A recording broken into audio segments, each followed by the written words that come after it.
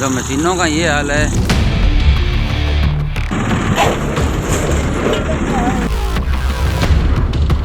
इन गट्टरों का मतलब है भी यहाँ तक रोड ओके है, इतनी गाड़ी बैठ गई है। 100 में से 30% लगा रहे, 70% खा रहे हैं। देखो।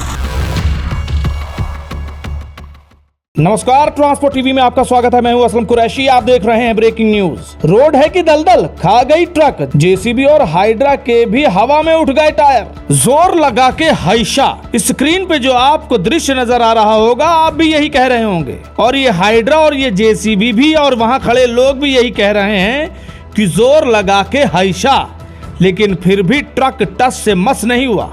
ये देख लो भाई साहब, रोड तैयार हो रही है। रोड का हाल, ये रोड है, टोल की रोड है, कम से कम 150 फुट पार्किंग की रोड। ये मशीन टायरों वाली बैटरी, इनका माल डाला हुआ है।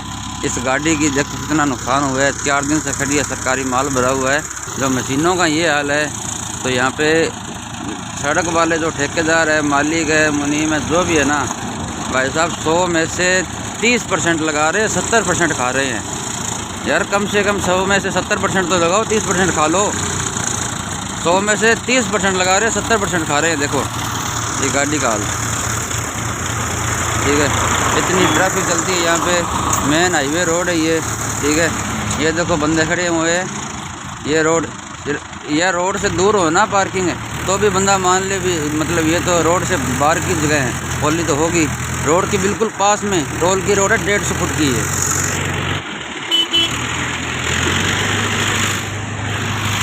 मैं आपको दिखाता हूँ, ये देखो इनका हाल।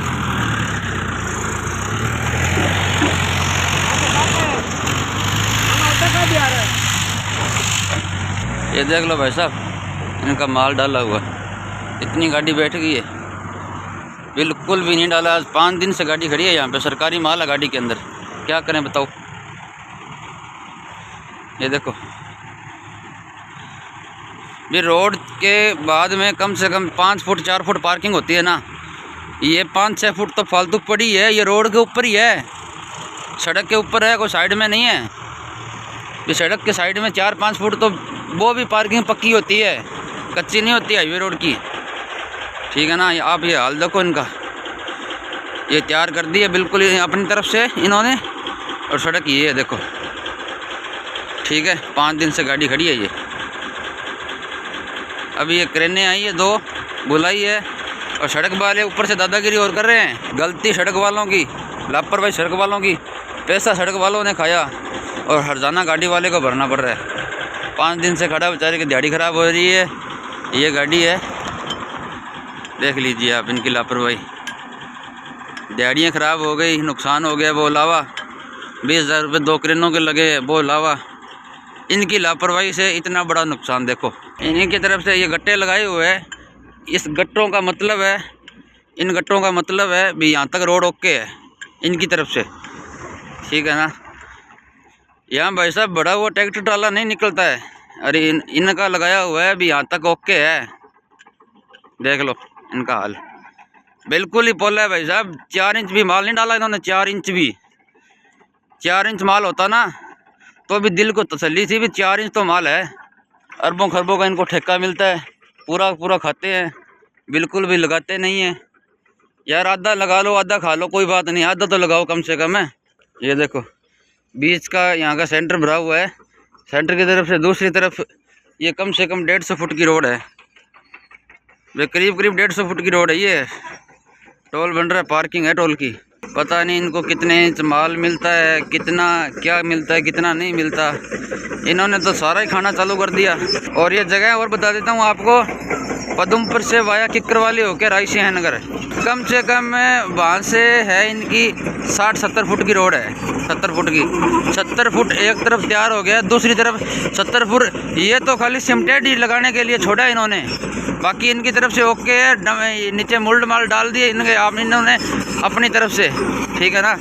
इनकी तरफ से ओके है और बाकी आपके सामने हाल देख लो आप। दरअसल ये घटना है राजस्थान की, रायसिंह नगर से पदमपुर रोड है, जहां पर अभी कंस्ट्रक्शन का काम जारी है। कुछ रोड तो पक्की हो गई है लेकिन कुछ कच्ची रोड छोड़ी गई है। ये हाईवे बन रहा है ऐसा बताया जा रहा है ड्राइवर के द्वारा। आप देख सकते हैं हाईवे बन रहा है, कंस्ट्रक्शन का काम जारी है, वहां लोग लगे हुए हैं, कर्मी लगे हुए हैं, लेकिन फिर भी भारी ट्रैफिक चल रहा है। अब पहली बात तो ये कि ऐसा क्यों हो रहा है? जब अंडर कंस्ट्रक्शन है तो क्यों नहीं डाइवर्ट किया गया ताकि इस तरह की कोई भी घटना ना हो सके। आप देखिए किस तरह की बड़ी घटना है। यहाँ पर ड्राइवर ने बताया कि उनकी गाड़ी की चेसी टूट गई है और 4 दिन से यहाँ खड़े हैं। 7 तारीख को ट्रक फंसा और 10 तारीख को निकला है। अब इस बीच उनकी दिहाड़ी का जो नुकसान हुआ वो अलग। 20,000 रुपए उनको हाइड्रा बुलाने में लगे, 15,000 रुपए उन्होंने बताया कि जेसीबी बुलाने में लगी। हाइड्रा और जेसीबी का दम निकल गया इस ट्रक को निकालने में। ड्राइवर का कहना है कि ये भारी लापरवाही है, इस लापरवाही की वजह से उनका लाखों का नुकसान हुआ। अब भाई चेसी टूटी है,